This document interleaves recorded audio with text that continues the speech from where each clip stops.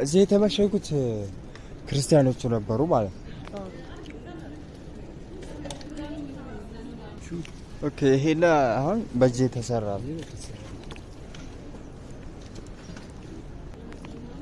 ኦኬ አህመድ ግራኝ ሲያባራቸው ስንት አመት ይሆናል?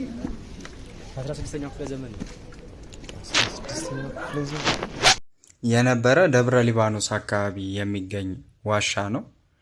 ከ1000 ካሬ ሜትር በላይ የሆነ ተአምረኛ የሆነ ዋሻ ነው። ቢያንስ ውስጥ ላይ ውሃ የፈለቀ ውሃ አለ። እሱ ምንድነው? ቀይ ሆና የነበረችው ውሻ ውሃ ውስጥ ገብታ ነጭ ሆና ተመለሰች እና ሌላም ሰው እንደዚሁ በዛ ሲያልፍ ተሰውሮ በተራራው መሃል አልፏል። እንግዲህ ከትልቁ ተራራ መካከል ላይ የሚገኝ ዋሻ ነው። በጣም ጨለማ ነው። ሙሉ ቪዲዮውን ዩቲዩብ ላይ ታገኙታላችሁ።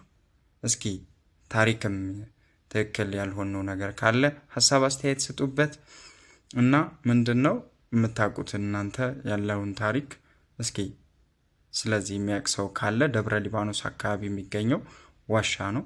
እስኪ ኮሜንታችሁን አስቀምጡልኝ። መልካም ጊዜ ይሁንላችሁ። አይቻልም።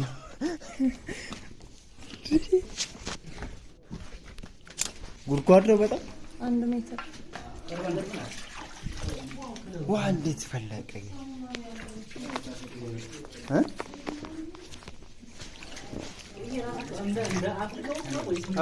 አፍልቀው